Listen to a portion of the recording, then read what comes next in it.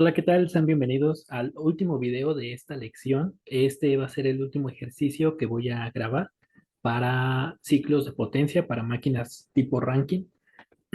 Es un ejercicio tomado de un ETS y por cierto es uno de los más largos que he hecho. Este, porque tiene muchísimos estados y también tiene falta de datos, ¿no? Pero esos datos se pueden obtener por medio de suposiciones, ¿ok? Recuerden que nosotros estamos autorizados a realizar suposiciones en algunos estados. Entonces, vamos a ver, este es el ejercicio que vamos a hacer. Como pueden ver, tiene un total de nueve estados. Y bueno, vamos a analizarlo un poquito antes de leer qué es lo que nos pide.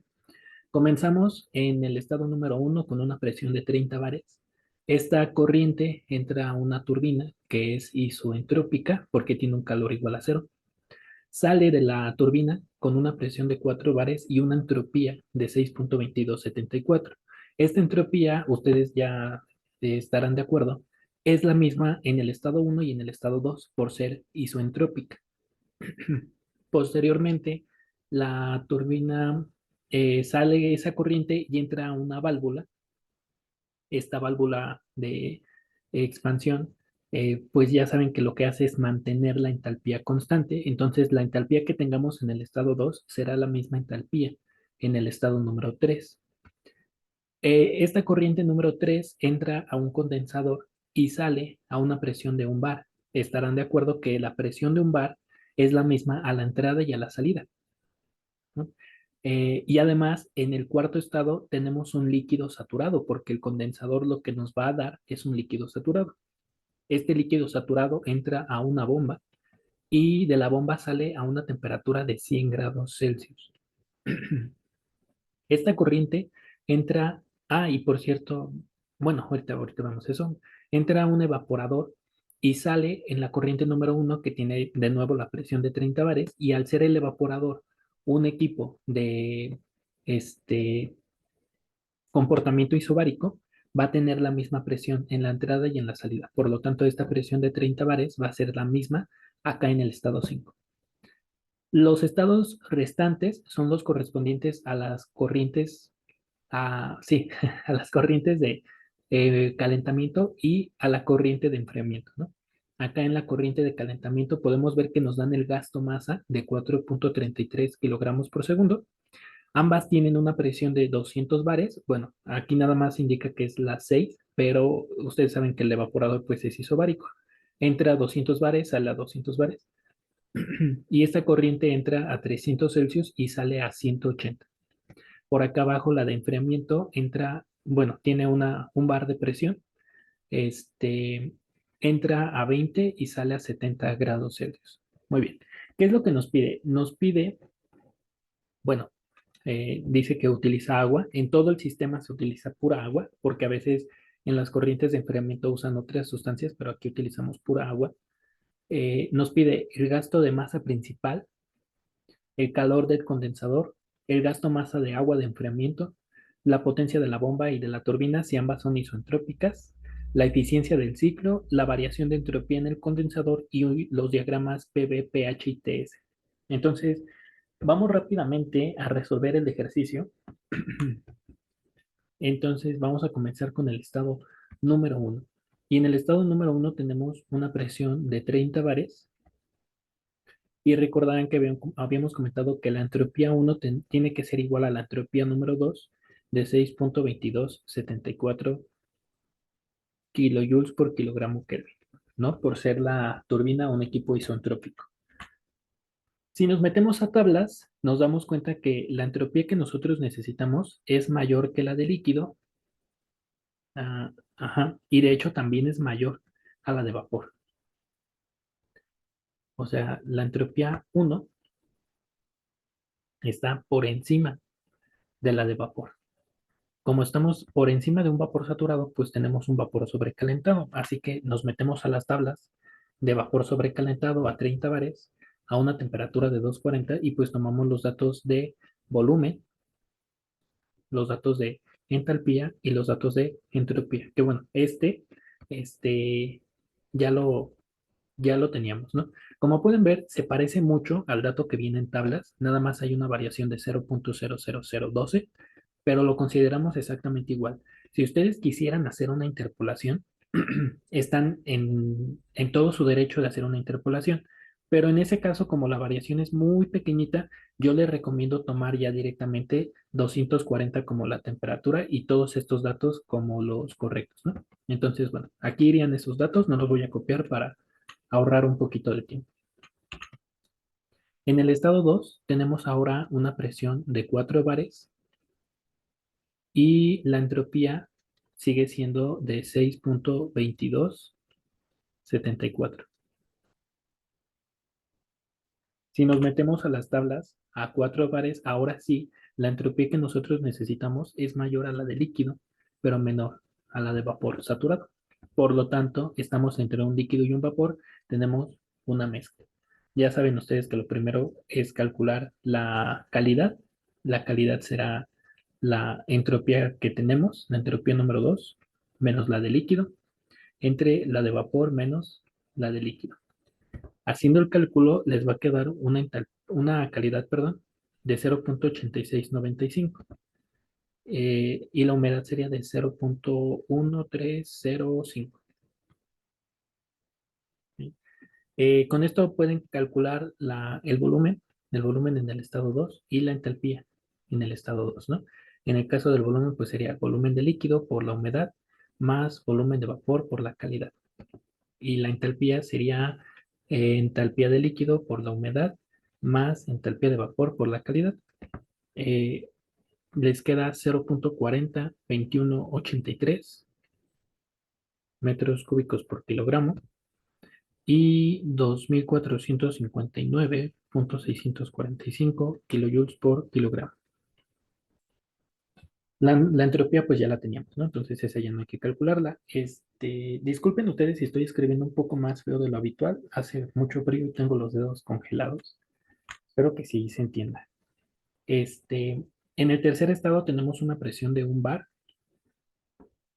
y recordemos que como de entre 2 y 3 tenemos la válvula de expansión, pues la entalpía 2 va a ser igual a la entalpía 3 y esta había sido de 2459.645. Si nos metemos a las tablas, nos damos cuenta que esa entalpía es mayor a la entalpía de líquido, pero menor a la entalpía de vapor. Por lo tanto, estamos otra vez entre un líquido y un vapor, tenemos nuevamente una mezcla. Igual tenemos que calcular la calidad, esta vez con los datos de entalpía, y nos queda una calidad de 0.9046, por lo que la humedad sería de 0.0954. El volumen 3, sería volumen de líquido por la humedad más volumen de vapor por la calidad. La entalpía ya la tenemos. La entropía 3 sería la entropía de líquido por la humedad más la entropía de vapor por la calidad. Aquí nos da 1.532427 metros cúbicos por kilogramo y 6.781098.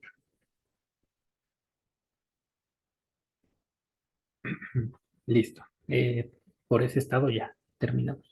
Cuarto estado, tenemos otra vez una presión de un bar y como es a la salida del condensador, sabemos que es líquido saturado. Por lo tanto, la tabla, pues tomamos los datos de líquido saturado. Listo. Y en el último estado, sabemos que tenemos una presión de 30 bares y una temperatura de, aquí, de 30 bares y una temperatura de 100 grados Celsius. Si nos metemos a las tablas a 30 bares, vemos que la temperatura de saturación es de 233, pero la temperatura que nosotros necesitamos es menor a esa temperatura. O sea que estamos enfriando, estamos en un líquido comprimido. ¿Ok? Ahora, no tenemos tablas de líquido comprimido a 30 bares, tenemos a 25 y a 50. ¿Se puede hacer como una especie de interpolación? Sí, sí se puede, pero eso les tomaría más tiempo. Así que para que sea más rápido, se meten a la tabla de temperatura a 100 bares y toman los valores de líquido saturado. Ajá. Así se va a hacer muchísimo más rápido este, este ejercicio. Ahora van las corrientes de calentamiento. En el estado número 6 tenemos que la presión 6 es de 200 bares y tiene una temperatura de 300 grados Celsius. Si ustedes se meten a las tablas de saturación, a 200 bares, ustedes necesitan una temperatura de 380 y tantos, me parece. Pero la temperatura que necesitamos es más pequeña, por lo tanto tenemos un líquido comprimido, ¿no? Si se meten por temperaturas a 300 Celsius, la presión de saturación ha de ser como de 0 punto y algo, creo. Sí, creo que sí, como 0 punto y algo bares. Estamos a 200 bares, pues es un líquido comprimido, ¿no?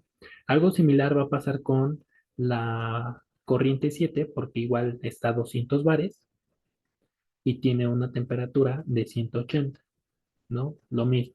Como la temperatura de saturación a 200 bares es de 300, teniéndolo a 180, pues tenemos un líquido comprimido. Sí tenemos tablas de líquido comprimido a 200 bares, así que nos vamos directamente a esas tablas, a 300 y a 180. Y de aquí los únicos que me interesarían son la entalpía y la entropía. El volumen, la verdad es que no lo voy a ocupar, entonces ese no me lo llevo. Si ustedes se lo quieren llevar adelante, no es necesario para estos cálculos, ¿no? Eso lo adquieren con la experiencia. Ya van a saber cuándo sí necesitan y cuándo no necesitan un dato. Y estas son las de calentamiento.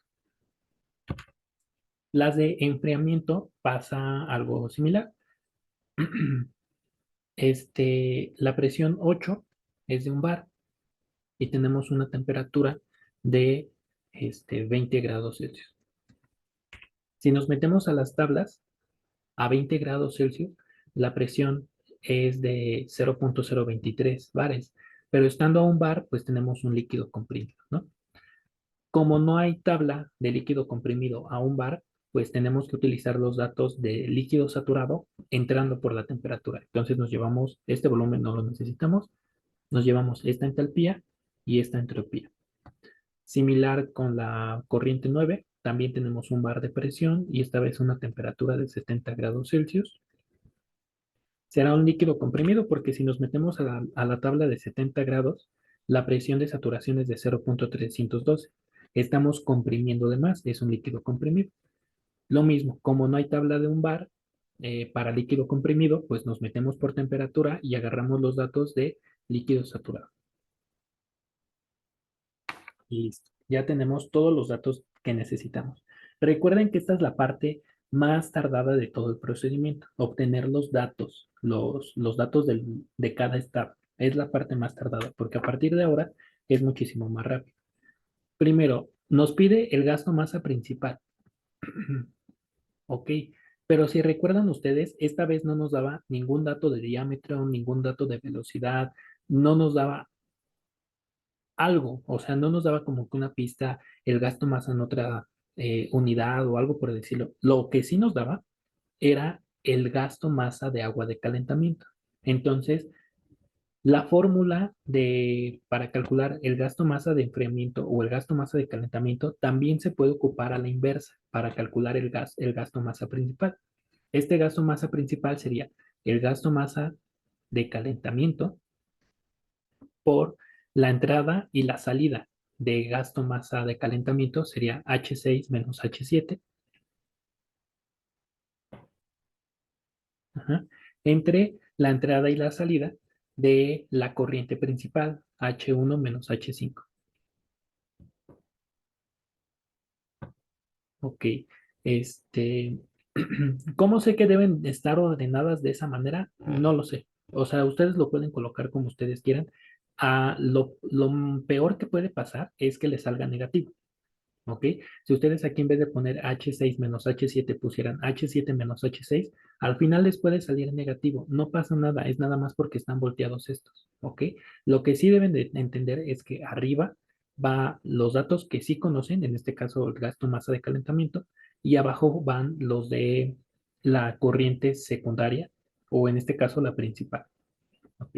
Entonces aquí sería gasto masa de calentamiento 4,33 kilogramos por segundo por H6 1300 34,371 menos 773,018 kilojoules por kilogramo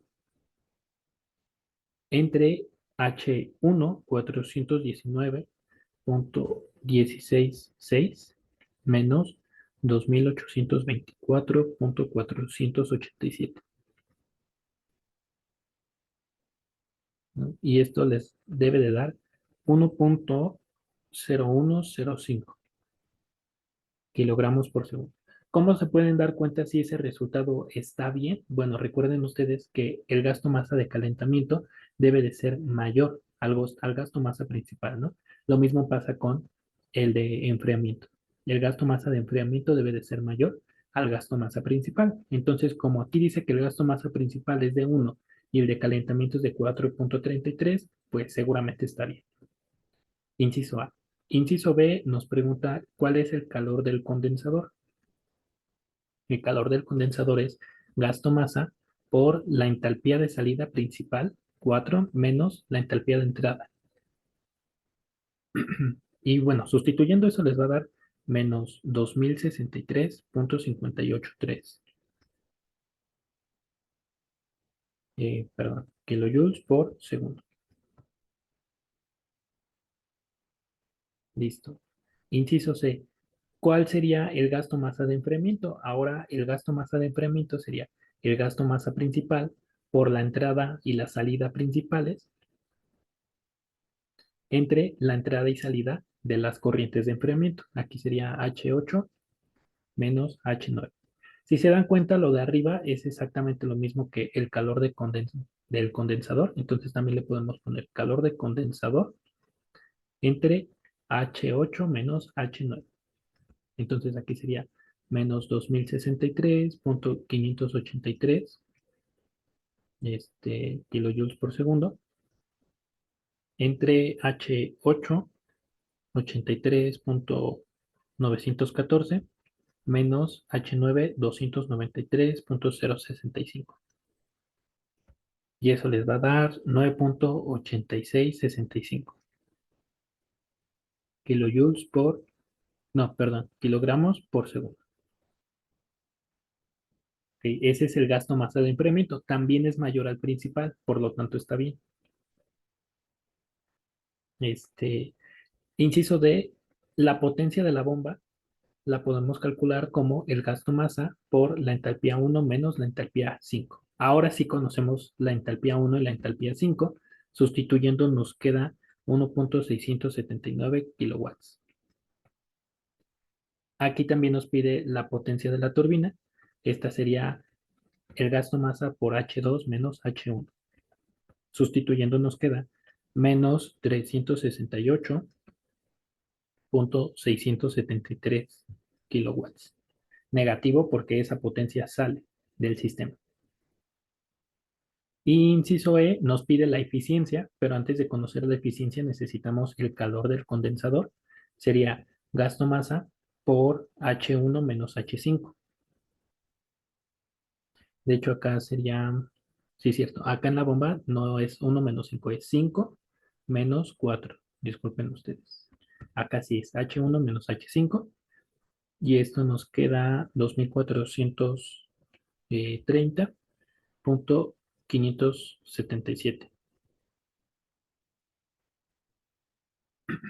Por lo tanto, la eficiencia sería el valor absoluto del trabajo de la turbina menos el trabajo de la bomba entre ese calor de condensación, del evaporador, que es del evaporador.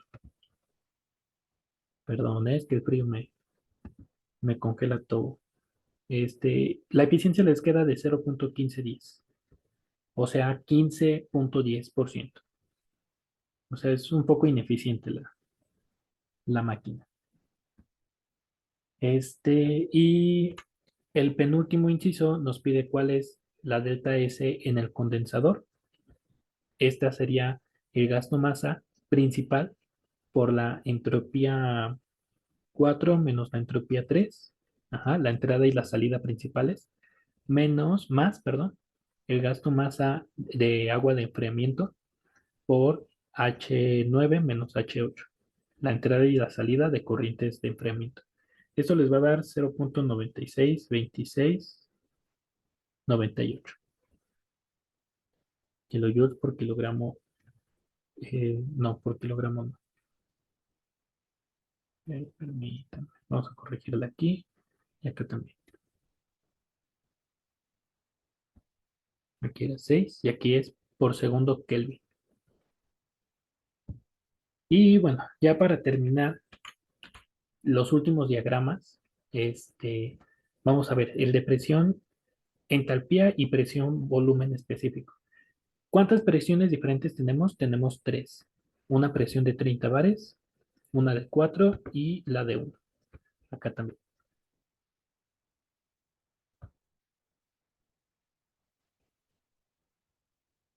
Entonces empezamos a 30 bares como líquido, no, perdón, como vapor sobrecalentado. Entonces estamos hasta acá. Bajamos a 4 bares con una calidad de 0,8, más o menos por aquí.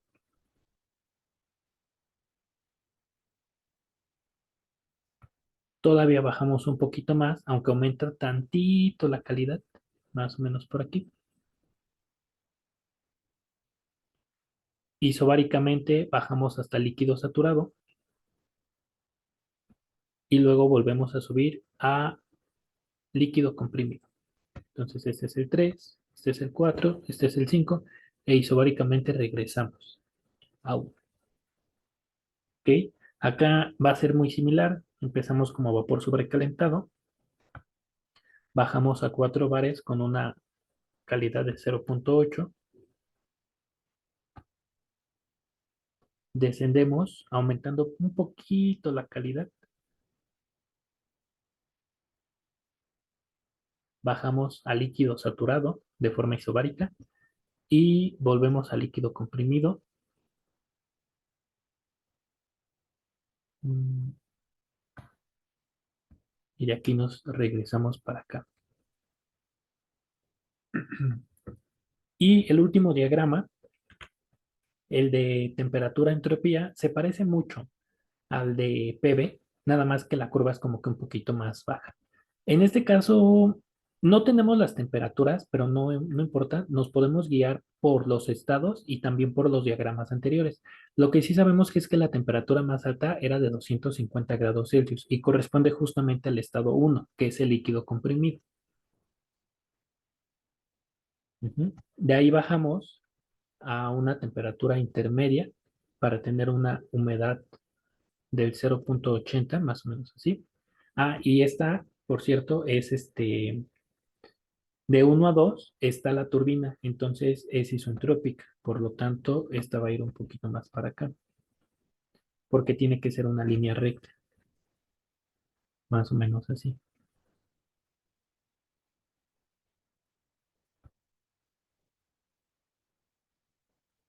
Luego bajamos un poquito por acá. De 2 a 3 está la válvula. De 3 a 4, sí, de 3 a 4 está el condensador. Este se ve como una línea recta. Y de 4 a 5 nuevamente está la bomba, por lo tanto es isentrópico. Y de hecho creo que no llega hasta 250, está más abajo. Sí, aquí también deberemos de tener una temperatura intermedia, que es la de 100 grados, de hecho. Esta es la 5. Y como de 5 a 1 también es isobárica, esta se vería así. Pam, pam, pam. Primero dibujo la línea hizo vara un poquito antes, así, y luego de aquí sube. Entonces, esta sería de aquí para acá, de acá para acá, de aquí para acá. Listo. Así se vería más o menos el diagrama TS. Y bueno, por este ejercicio ha sido todo.